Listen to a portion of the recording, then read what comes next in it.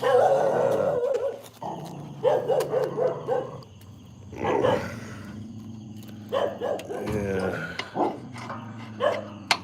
I see you.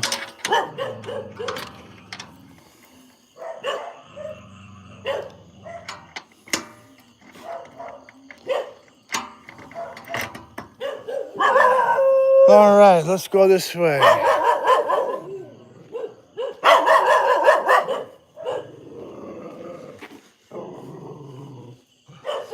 Don't worry, he's not gonna do anything. Oh! Came a little closer than I thought he would, though. I'll tell you that much. Little runt. I mean, really have, I mean, I don't even know, maybe it's over 10 dogs. And I know that just yesterday, my wife told me that 2 of their dogs are now pregnant. So what do they have, like normally a litter of 4? So they can expect another 8. What are they gonna have? 18 dogs? That's crazy. Not for me, man.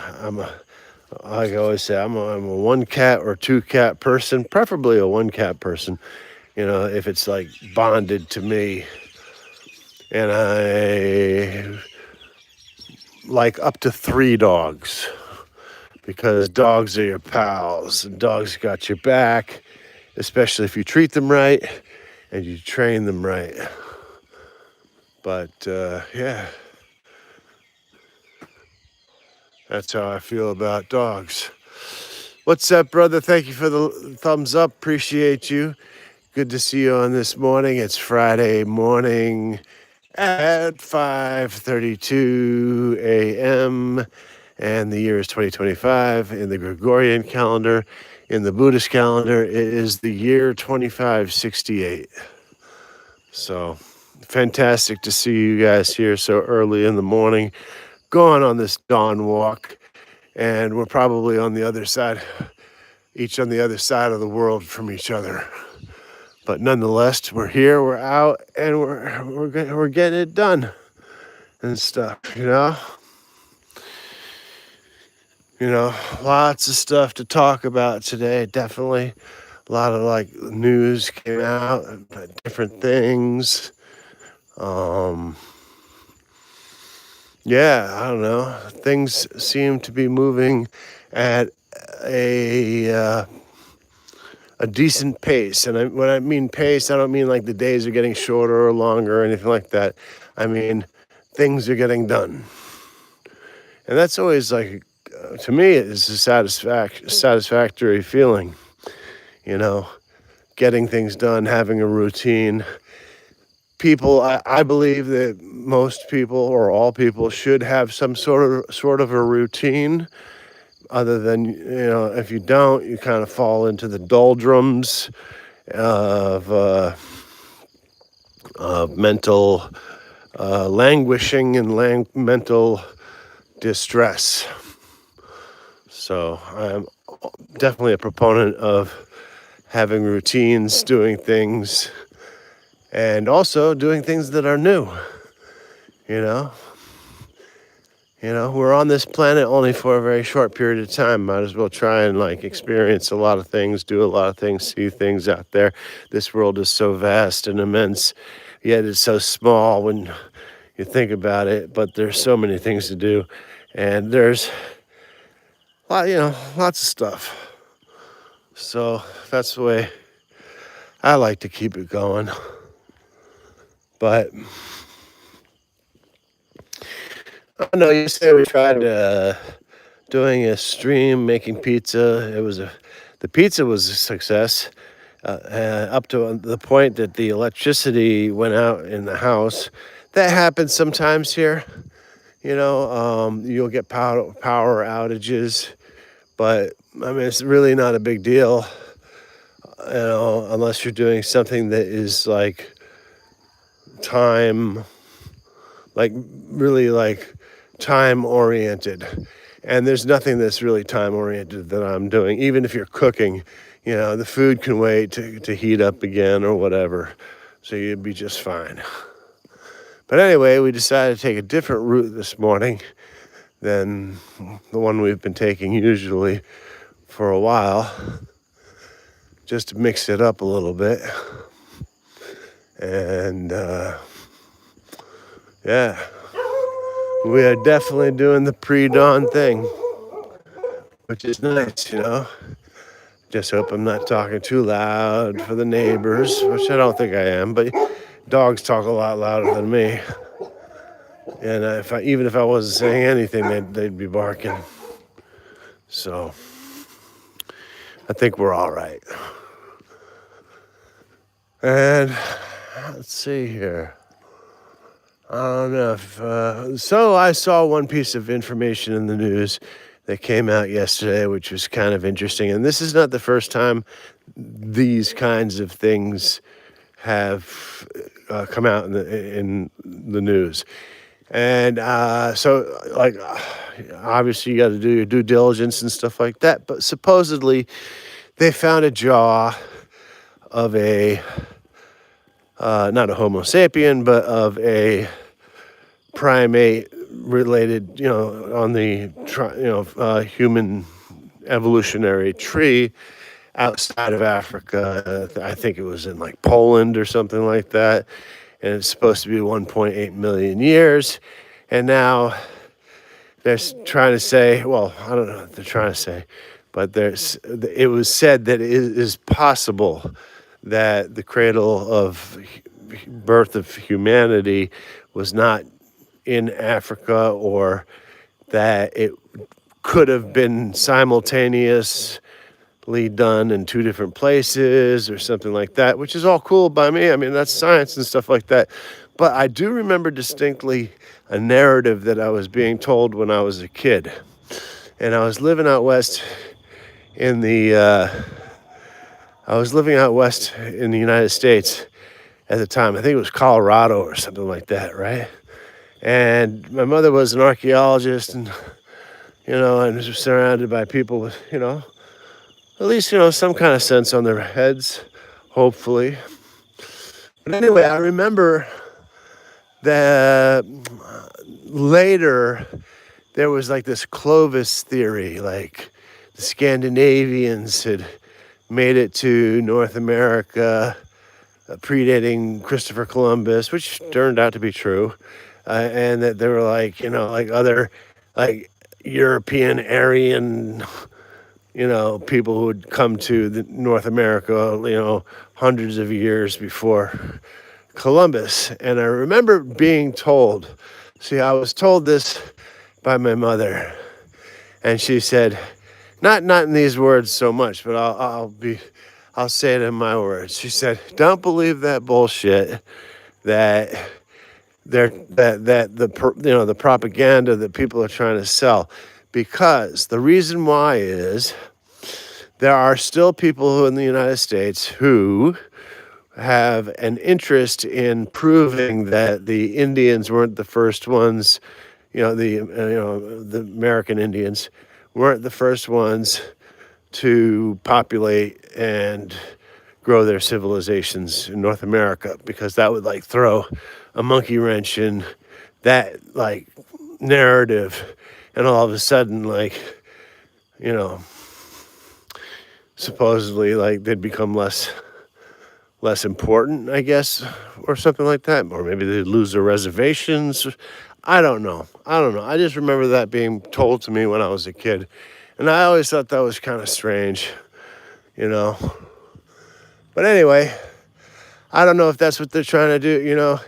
I know there are people I've seen online, like I've seen some like these like super pro white people who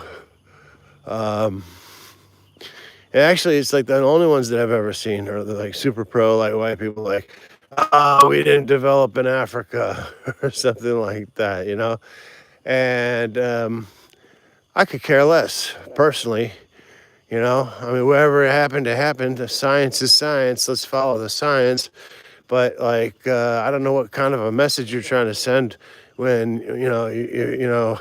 when you're saying, you're not related to the evolution that happened from that, Robert Leakey and his cronies discovered years and years ago in the 70s, with the discovery of the Australopithecus semi-skeleton named Lucy.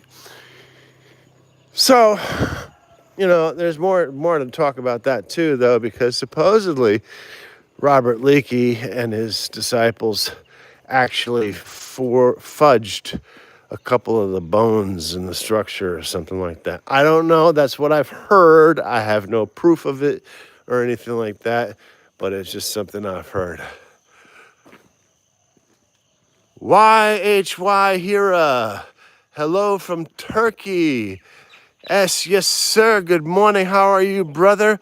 And praise to Ataturk, who was an amazing individual, an amazing man and ruler.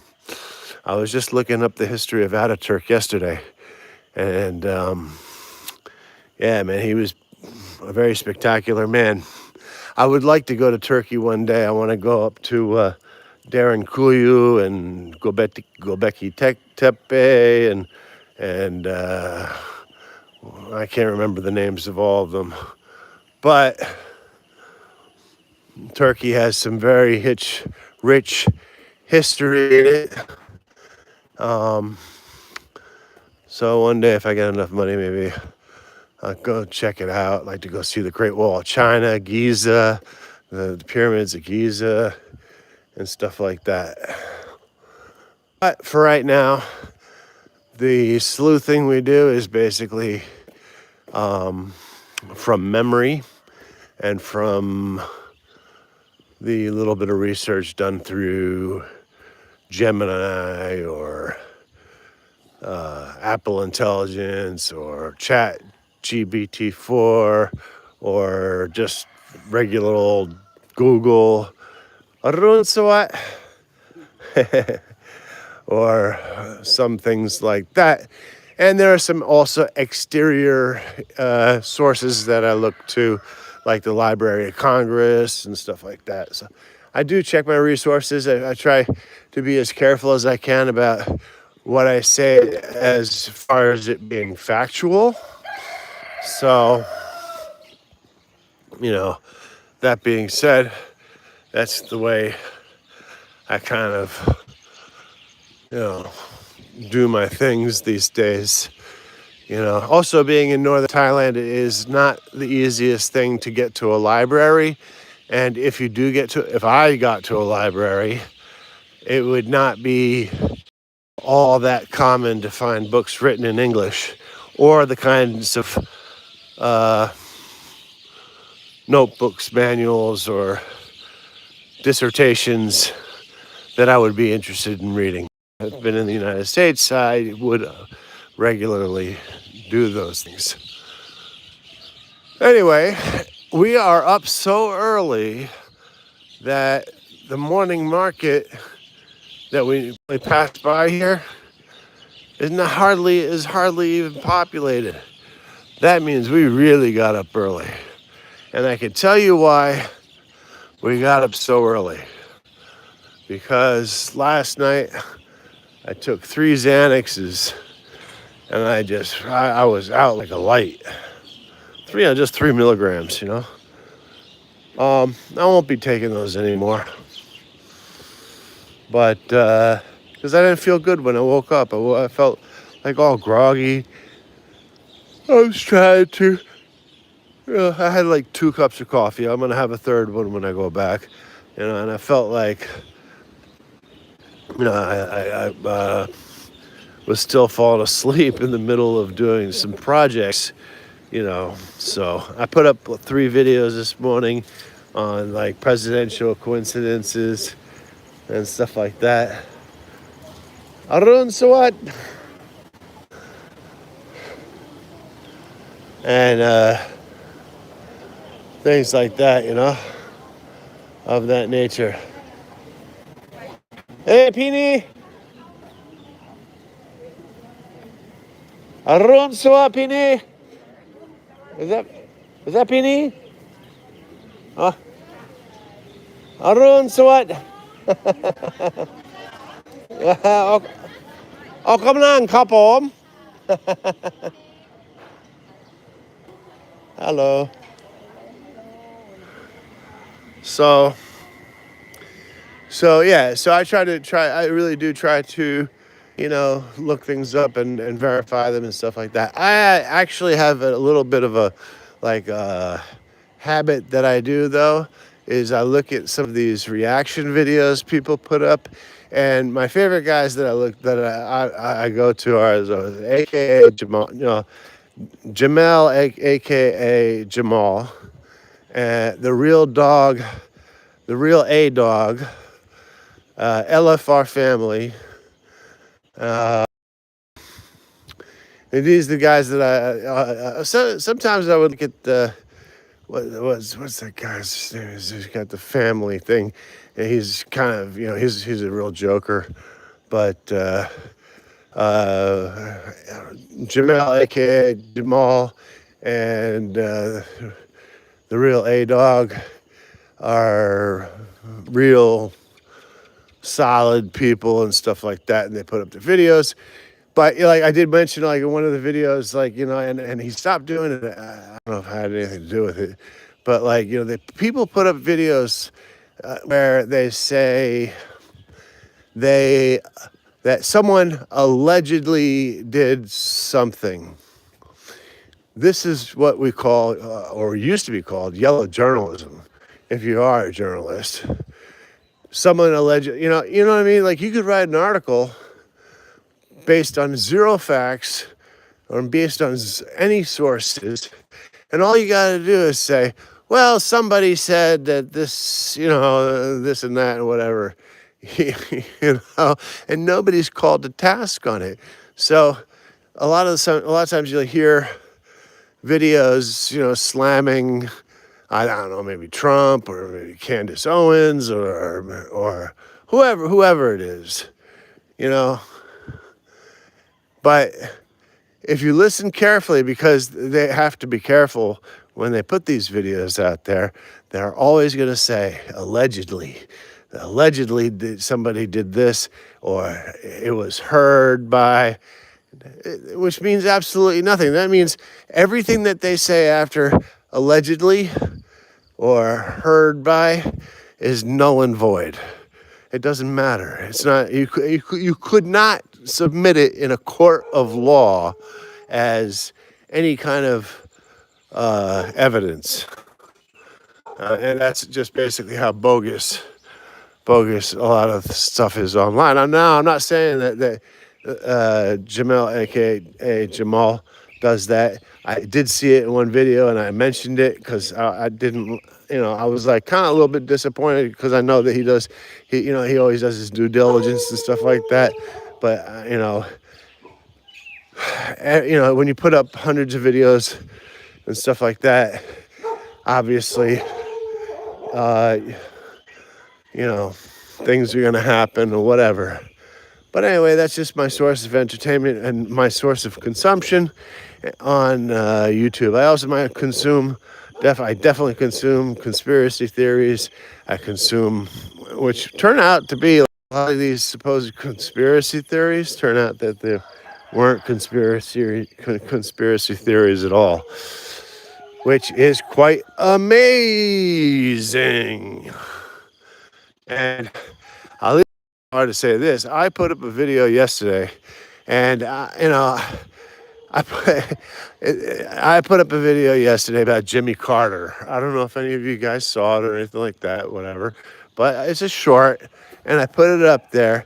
And what it is that in 1969, Jimmy Carter and friends were out in the cornfields or the forest or whatever, and they claimed that they saw a metallic, circular, cylindrical flying saucer with all sorts of bright lights and everything like that. And they swore up and down. This is Jimmy Carter, the President of the United States, swore that it was a UFO in 1969.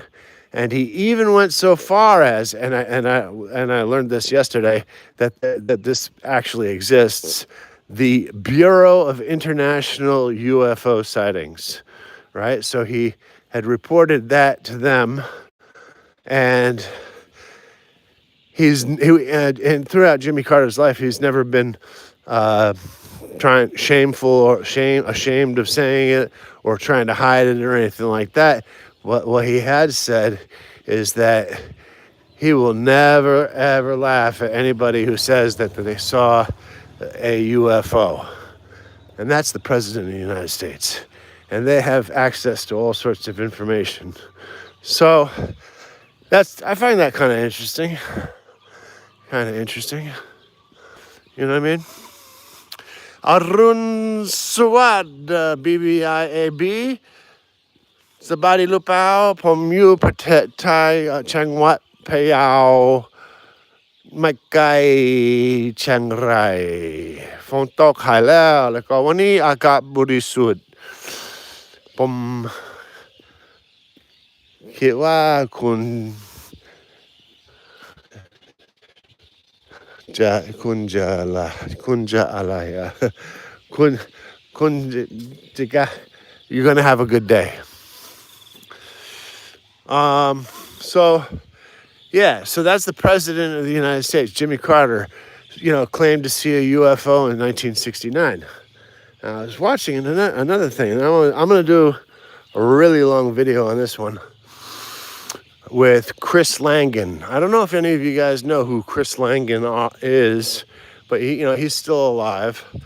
And Chris Langan is supposedly one of the guys who have the highest IQs ever recorded. And he's definitely a smart guy, I'll tell you that. I mean, that's my belief. And the interview is quite interesting to listen to him talk. And he talks about, physics and science, mathematics, and his belief in the existence of God. And that it has to exist. And that, like, when we die, our spirits go, our energy rejoins the universe and the cosmos and stuff like that. And it's a very convincing argument. And if you're interested in those kinds of things, check it out. Chris Langan is Langan, the smartest man in the world, I think is the title. And it's an interview. Very, very interesting, which I'm going to translate into, like, I'm going to sub over the language in Thai and put it in the Thai language because I don't think it has been yet. And a lot of these ideas are very closely related to Buddhist ideas and Sanskrit ideas, Hindu. And so I think it's important that the word of our intellectuals gets out there, or the word, not of our intellectuals. When I say our, I mean intellectuals of the world, because we're all citizens of this planet that's called Earth. So that's what I mean about that. So that's an interesting view. If you want, go check it out. It's Chris Chris Langan, Langan. So anyway, that's what I was watching, and then I was also watching another one by Donald Hoffman, and I found it quite interesting because I've watched both of these before, and Donald Hoffman, I don't know how much he knows. I don't know how much each Langan and Hoffman know about each other, but they're both like acclaimed scientists, or not scientists, but theoreticians in their field, and they have some very closely related ideas. I'm really, really curious. I sent them emails this morning, him, and I also sent an email to Eric Weinstein. What do I have to do? Discussion going between them about the topics that they've been interviewed on, and what are the differences in their thought. this, if I can pull this off, and they don't need me to pull it off. It's just an idea that I was thinking about. But if it can be pulled off, wow, that would be like the meeting of. That would be like probably one of the most intelligent discussions held within the last 200 years. You know, and I would love to see it, hear it. I'd love to be a part of it, of course. But yeah, that would be real interesting. Anyway, BBIB, BBIAB คุณอยู่จังหวัดอะไรครับมีฝนตกหรือเปล่าน้ำท่วมไหม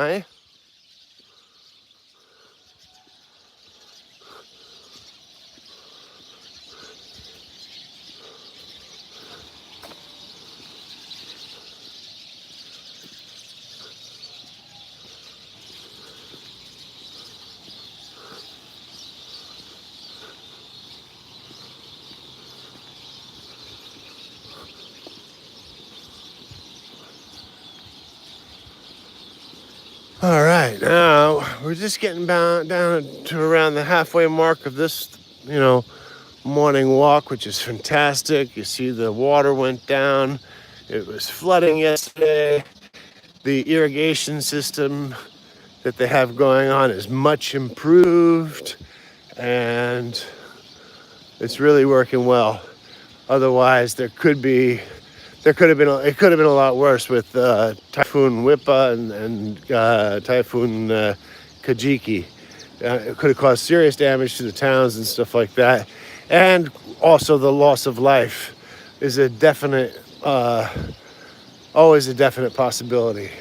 So thank goodness the municipalities and the people in the city governments have actually taken care of their canals and the irrigation and stuff like that, to the point where you can see that they're taking it seriously. The infrastructure in Thailand is very good. It's excellent, and this is all runoff from the mountains, so it's very nice. All right, we got to make a real quick stop, and just pray I brought everything I need. Okay, yeah, I brought everything that I need.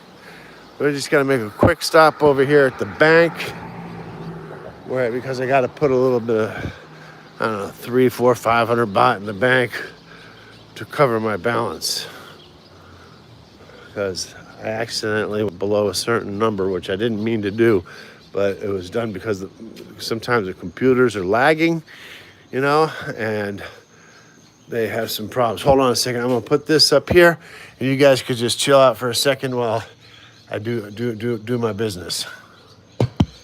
All right, so that's what we're gonna do. Take care of business, and that's what we do every single day.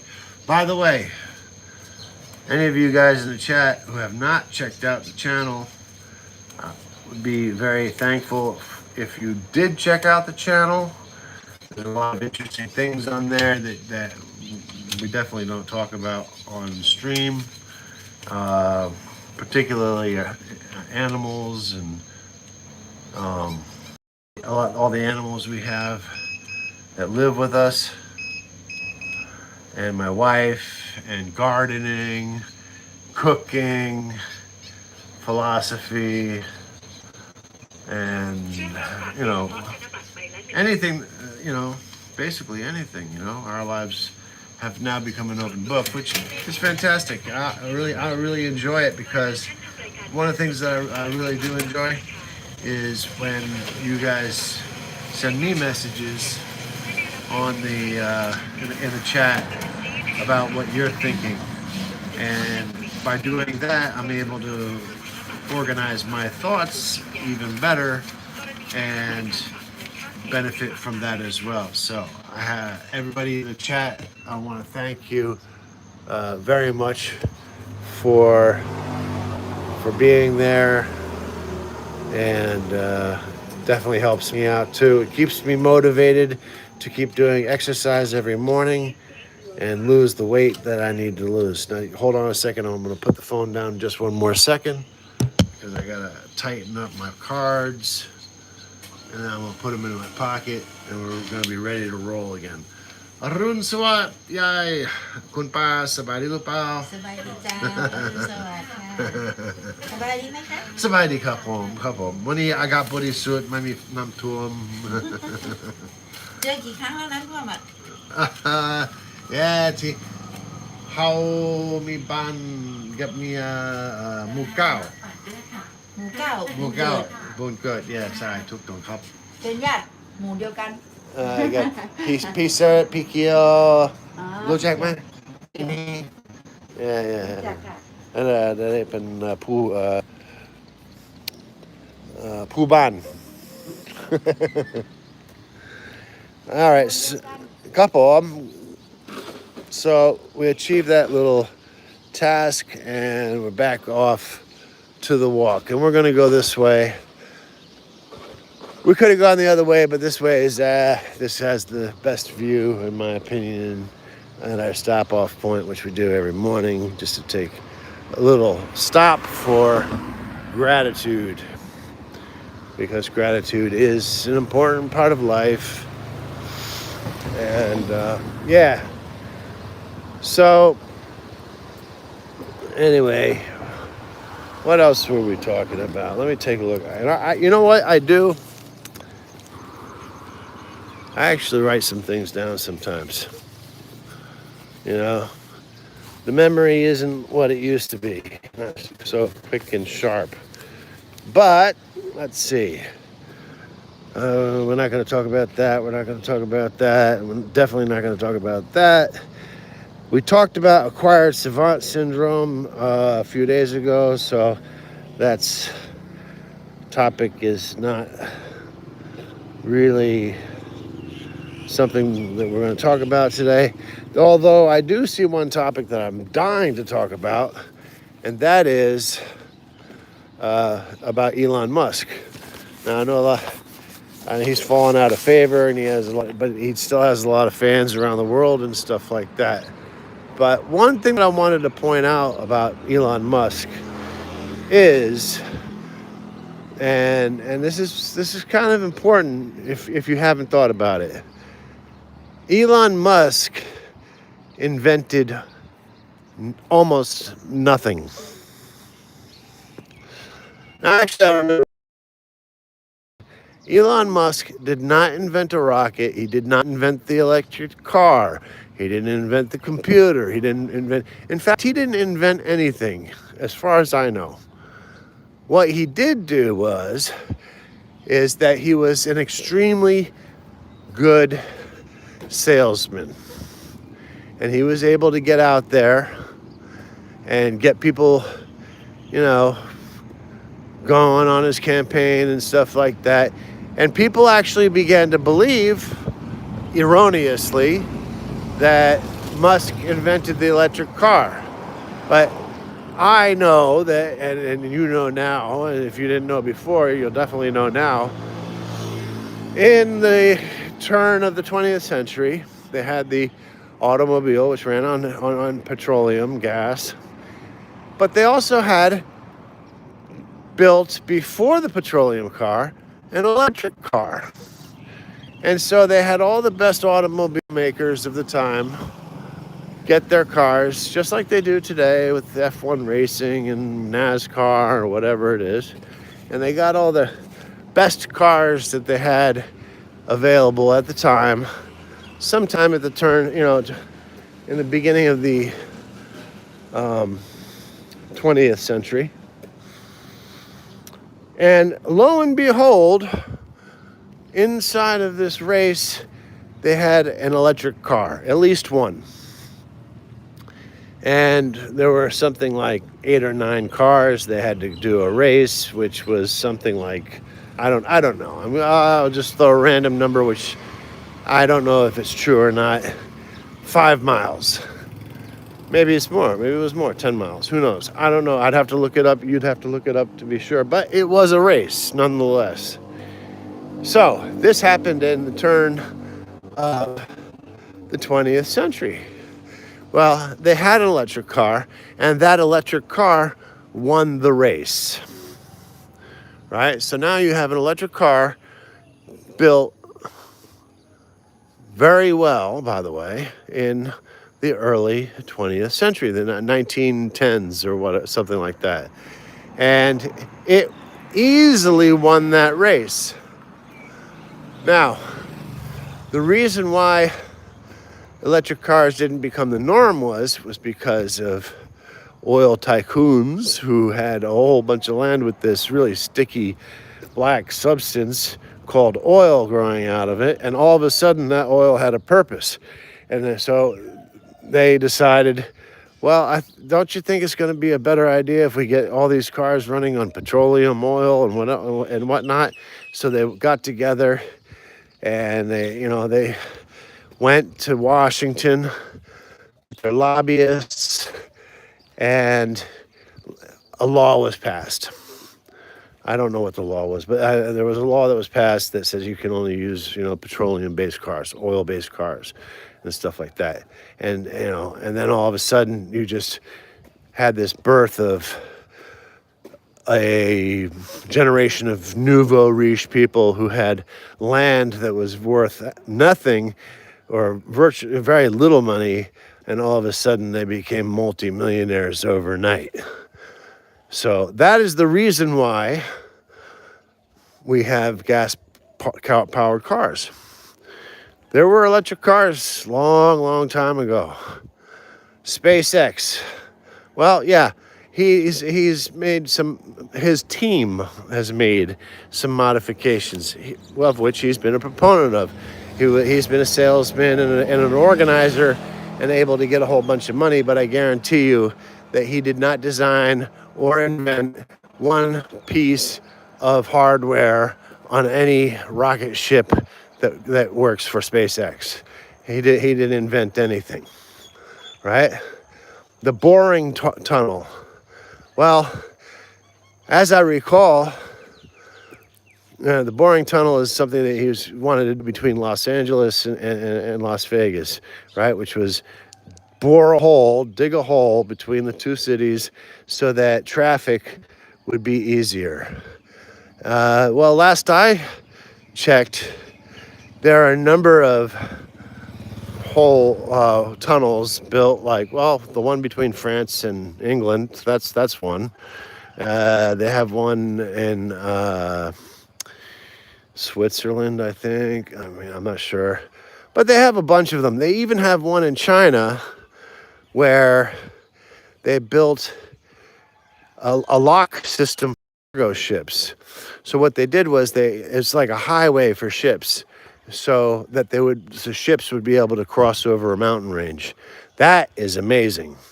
And if put to the test, I will definitely find out what the name of it is and everything like that. But can you imagine that? A giant water highway so cargo ships can cross over a mountain range and then get back into another body of water. They have that. And, news alert, Elon Musk didn't invent any of those things. He didn't invent the battery. And he didn't invent banking, how he started off with PayPal. He didn't invent that either. He invented nothing. The guy invented absolutely fucking nothing. But he's a good salesman, good talker. He knows who's to grease and everything like that, I mean, he did very well for himself. But this idea that Elon Musk is like this super genius who invented all the SpaceX and the electric car and all that, none of that's true. I mean, yeah, he made modifications, or he had teams of very intelligent people working for him make those modifications. But basically, all he was is a salesman, just like P.T. Barnum back in the day. So that's those are my thoughts about Elon Musk. I don't hold him up on a pedestal as being some sort of a super genius. Yes, he had a particular skill of organizing people and selling the sizzle without the bacon, as they say. So that's what I have to say about Elon Musk. Anyway, we'll keep on going. So I did want to tell you guys one time about my. One time I went to a Chinese restaurant, and this was years ago. I was probably 20, 21 years old at the time, and I went to this Chinese restaurant with a friend of mine. He was an older guy, gambler, somebody at that time I shouldn't have been associating with. I should have been in school doing the right thing or whatever. But anyway, we were, we're pretty good friends. Still are good friends. And we went to this Chinese restaurant in Atlantic City. And I think we'd just been out like gambling. I don't remember if we had lost all our money yet or if we had won money, or we must have won money because we had enough money to pay the bill at a Chinese restaurant. And I ordered a dish called 7 Stars Around the Moon. I still remember this. And what that was is some sort of a bacon, egg, shrimp sort of dish or whatever, named 7 Stars Around the Moon. Extremely delicious at the time, I thought. Very wonderful and everything like that. And I'm sitting there with my friend. He's 22 years older than me. I'm like 20 years old at most. So he's 42, and we're talking about gambling and stuff like that and whatever. Anyway, we finish our meals and I was like having these thoughts, before the end of the meal, like, am I doing the right thing with my life? Like, shouldn't I be like in school or doing something different instead of trying to become a professional gambler or something like that or whatever? Anyway, they take away all the dishes, they bring the bill, and with the bill come fortune cookies. And my friend, he got his fortune cookie, and I got my fortune cookie. I opened up my fortune cookie, and I swear on my mother, this is what it said. It said, "There is still time left to make a change." I nearly jumped out of the seat and ran out of that place. I mean, it was like the perfect moment, perfect, I'd been thinking about, just going back to school, doing the right thing and everything like that. And then this Chinese fortune cookie comes up and it tells me there is still time to make a change. I've never seen that fortune in a fortune cookie since then, and I probably never will. But if people want to think about the simulation and stuff like that, or coincidences in life, I mean, there are so many that it really begs the question, what really is the truth? And some of the best philosophers throughout history have come out and, basically said, the truth is basically whatever your perception of reality is. And that I believe to be quite true. And as philosophy and calculus and mathematics and stuff like that have advanced through the years since I first heard that, it is becoming more and more apparent that that's probably not science fiction or just some sort of a myth, but actual reality. All right, so we made it. We're here today at our stop-off point as usual. And in front of us, you can see all that beautiful green grass. It's not grass, those are rice. That's a rice field. And behind that, you see, and around that, the people who live probably own and work this field. And then some trees behind that. What you can't see today is the mountains the mountain range, which is behind it because they're covered up by clouds. But what we are doing is we are facing due west. Excuse me. This is due west. As pretty much west as you can get. So if you went as the crow flies, you would let's suppose I just started walking and I didn't have to walk around anything or swim through anything. If I kept walking straight here, I would get to the Golden Triangle. I would go up the mountain range, walk through the Shan State, down the other side of the mountain range, and into the country now named Myanmar, which was once named Burma. I don't recommend anybody going there right now. There is a civil war going on there.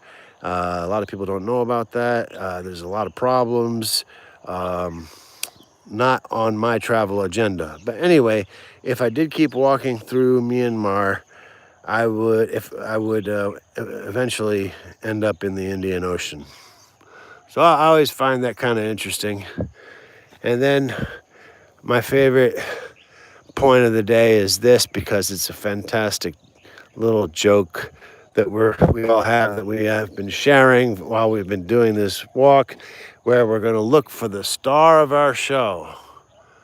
And my goodness, the star of our show hasn't shown up yet. And that's the sun, right? The sun is a star. So I hope that didn't go over your head. I hope you all got the joke. But anyway, that's due east. And if you keep going due east, you will cross into Laos. And if you cross into Laos, you will then walk through Vietnam. And if you keep walking through Vietnam, you'll end up in the Pacific Ocean. And if you are a strong enough swimmer, you can then swim to Hawaii. And if you make it to Hawaii, you might as well not stop. Stop for a little while and hang out on Hawaii, and keep swimming to the Pacific coast, the west coast of the United States, and then end up in California. So that's my spiel, my talk on that today and stuff like that. Basically. And so then, let's see. There's another thing I was thinking about. One thing I'm not gonna save that for another day. But I was thinking about something. I saw a video online the other day about two kids, 7 and 9 years old. Somehow they got their hands on a pistol, right? And the mother, called the police to have the police come and help with the situation. And they did.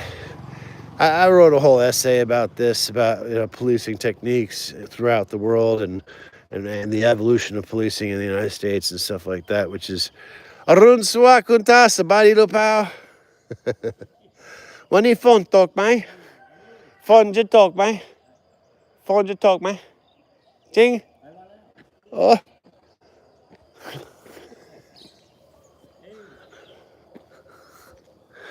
So, about policing and stuff like that. But anyway, in this particular video, we're going to really wrap it up.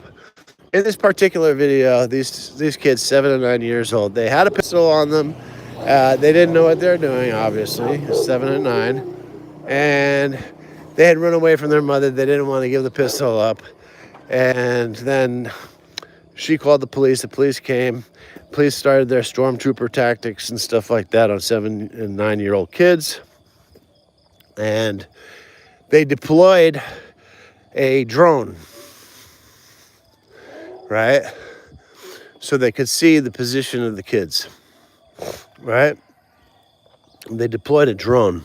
So they knew what the kids' position was, what they were doing. They were talking to them, trying to get them to put the pistol down and stuff like that. But shortly after this, because it wasn't working, one of the officers decided that he was going to fire a non-lethal round at the unit. I think they're hiding behind an air conditioning unit. At the air conditioning unit, so it would scare them.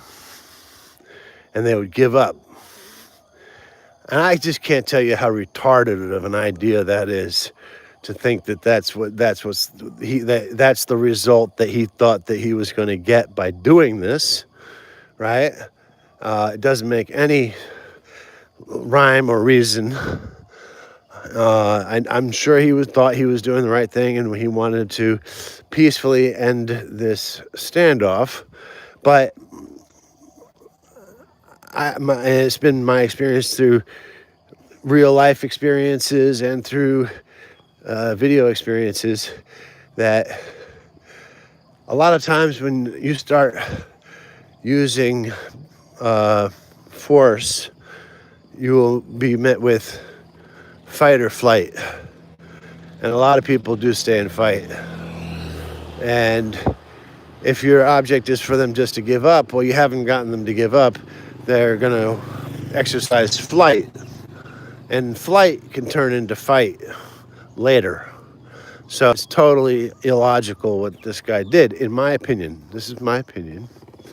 Anyway, when the mother heard that the gunshot went off, she thought her children were being shot at. So she just decided she didn't care if she got shot or anything like that. She just started running towards her kids to save him. And that's not really what this story is about, because there is more to it. But what got to me was this idea. When they had the drone up there and they were spying on the kids, not spying on the kids, just like knowing where the kids were and everything like that. When they had that drone up there, you could hear the conversations of the officers, right? And, they were saying, I really don't want to be the one to shoot a 7 or 9-year-old kid or anything like that. You could hear it on the chatter, I don't really. I've got a taser.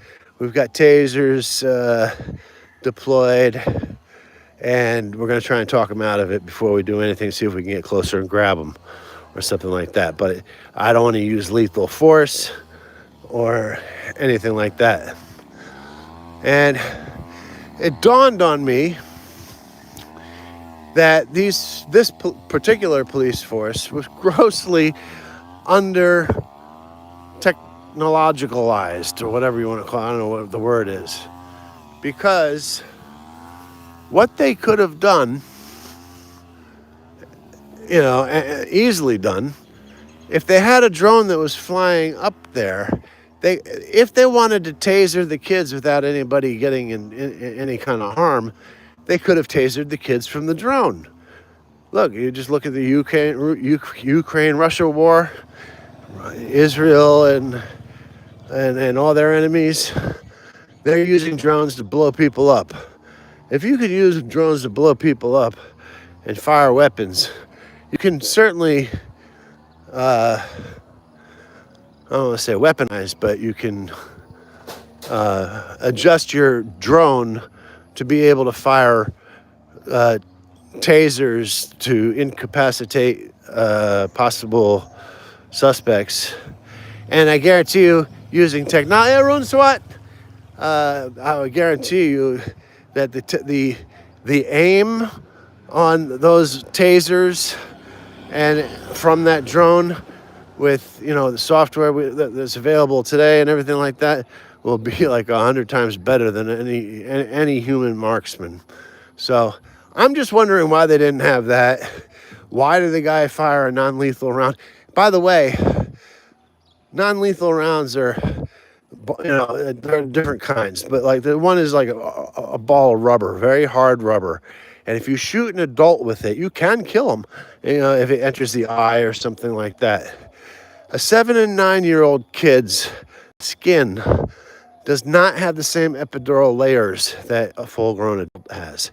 If that non-lethal bullet that man fired actually had hit, forget about the eye, which would have ended whoever got hit with it. I'm wondering if they got hit with the chest with that non-lethal round, that would have ended them too. They're 7 and 9. Their bodies aren't strong. Their skeletons aren't even fully developed, and their skin isn't thick or hard hardened from years of growth and work and everything like that. I mean, to me, it was just like, wow, man, that's just totally moronic, in my opinion. I don't know. I won't say it's the fault of the guy that did it. He's just a subject of people who have programmed him to fulfill a job that he believes that he's doing with probably the righteousness of whatever divination he believes in. So those are my thoughts about that. I thought that was pretty wild. Xfinity, what's up, brother? Hey, what's up? Just wanted to hop in and the stream and say hi. Pretty late here once again, and got to go soon. So have a good rest of your day.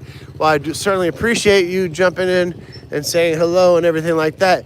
But I want to let everybody else know in the chat, because we have about 200 people in the chat, 250 people in the chat, that if you're interested in any sort of digital animation, Xfinity is the man to go to. He has a channel. You can click on his name, go there. He's a fantastic worker, does great animation, and I hope to collaborate with him or her. I'm not sure which, but I think it's a he, in the near future sometime. So shout out to Xfinity, and we are getting to that point of the day where we are winding down, getting towards where we got to be and stuff like that. So if anybody else is in the chat and has any plugs that they want to make, now's the time to do it. Does anybody out there have a website or a channel they want to promote? Let us know. I'd like to know. I'll check out your channel, see what's going on, So put that in the chat and let everybody know, if you want, what you're about and all that jazz. But Xfinity is a professional animation artist, and very reasonable prices. Very, very, very reasonable prices. And a pleasure to work with, as I've seen with my own eyes. So head on over to Xfinity on his channel and check him out, or her, I think it's a him, if you're interested in animation. And with that being said, we do have a little bit further to go. So, I suppose we could talk about a couple of other things. Let me just check my notes. These days I carry notes with me just to make sure I don't forget something.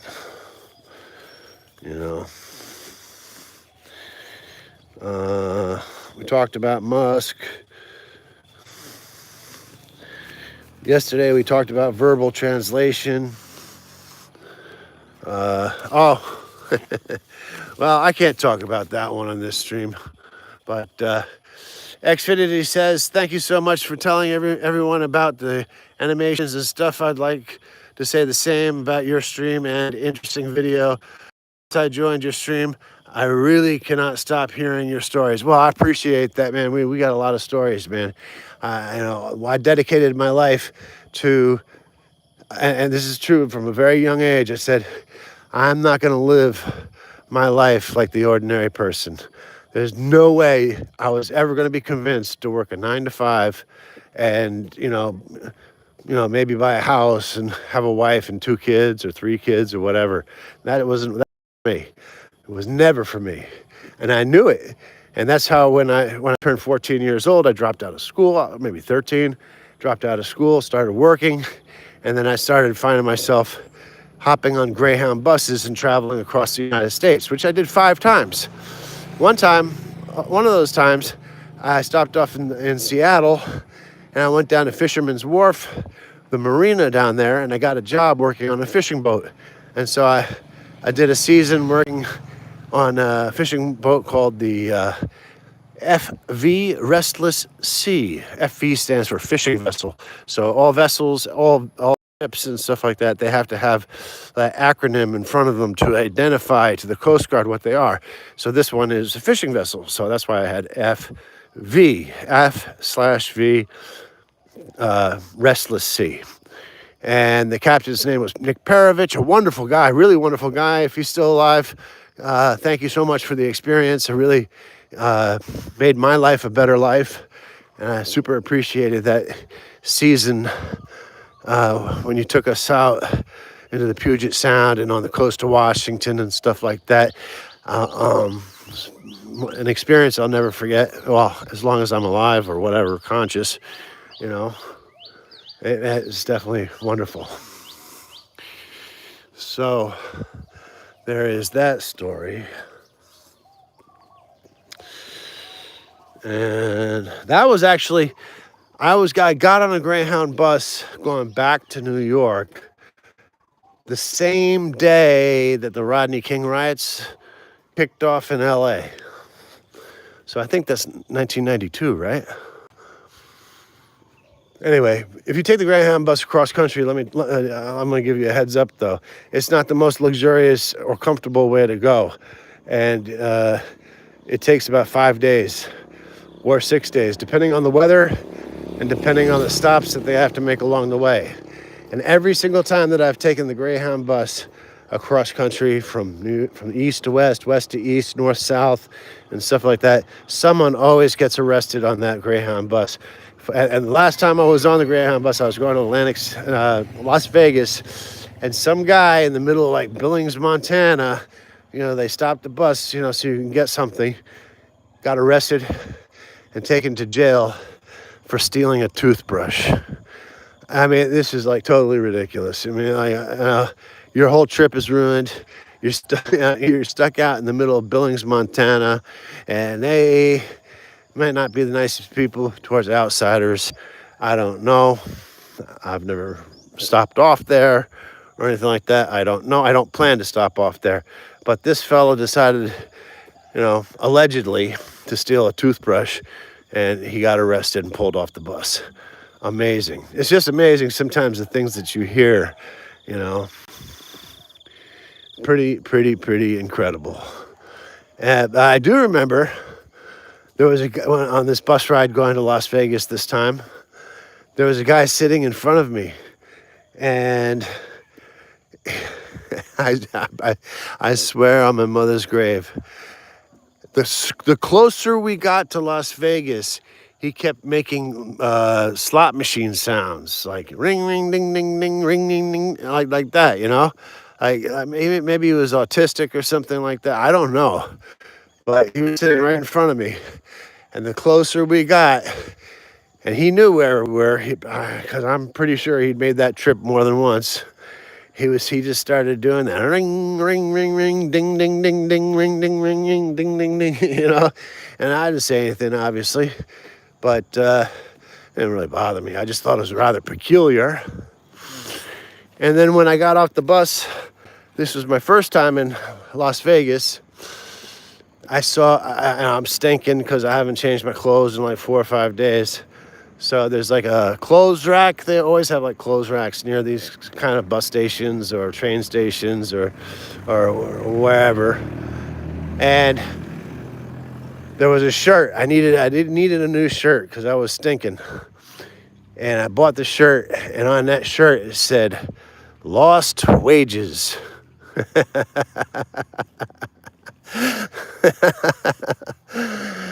Yeah, lost wages. You're not in Las Vegas. You're in lost wages. I thought that was really funny. I wore that for a long time. Yeah. Anyway, Xfinity has a question. He says, I had in mind for some time, but what's your favorite movie or form of entertainment to keep yourself busy in slow days? Well, I don't watch movies anymore, particularly because I don't know why. Secondly, I watch YouTube channels. My favorite channels are Jamel, aka Jamal. I watch The Real A-Dog. I watch LFR Family. I watch Science and Technology, Graham Hancock, Joe Rogan. I watch the Hodge Twins. What else do I watch? I like to watch Lieutenant Joe Kenda and Homicide Hunter. And I used to watch First 48 because, and there's a reason why I watch these detective shows and stuff like that. It's not because I like to see people get killed or anything like that. I like logic and reason, and I like to see how they solve things and stuff like that. Like the analysis that goes through certain things. I'm a chess player. I'm a games player. I like logic, continuity, and reason. And that's why I watch those things.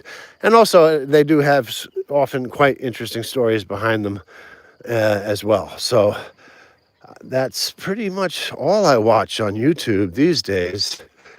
What else do I watch on YouTube? I don't know. Oh, I watch Diary of a CEO. I think that guy is fantastic with his guests. I watch Neil deGrasse Tyson, and I watch. Sometimes I was watching Danny Jones for a little bit. And of course, I was watching Lex Friedman. These are the kinds of things that I'm interested in. I want food for thought. Listen, I don't need to see some cockamamie story, love story, and stuff like that. I've had my own love stories in my life, and I've seen plenty of bloodshed in my life. I don't need that. What I need, or not, I don't need, but what I like to consume is articulate individuals like all of the ones that I just named, and those are my go-to channels. So, and I did subscribe, by the way, Xfinity. I subscribed to you yesterday. I don't know if you knew that or not, but I did subscribe to your channel yesterday. And I just have one quick question for you. What are your favorite movies or YouTube consumption or video consumption that you are interested in? I'd be very interested to hear what that is. Sorry if I run a little bit out of breath. I am a little overweight and I am a spring chicken, but if you hear me heavy breathing, I'm just fine.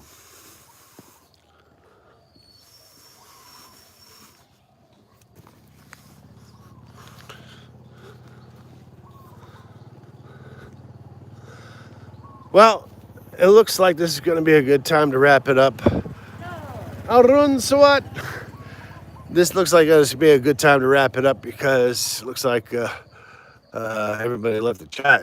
I guess they were getting ready for the closing. So I will end it like I end it every single day, and that is wherever you are on this planet called Earth in the solar system, Sol. I think that's the name of our solar system. All citizens of Earth, it's a pleasure to be with you.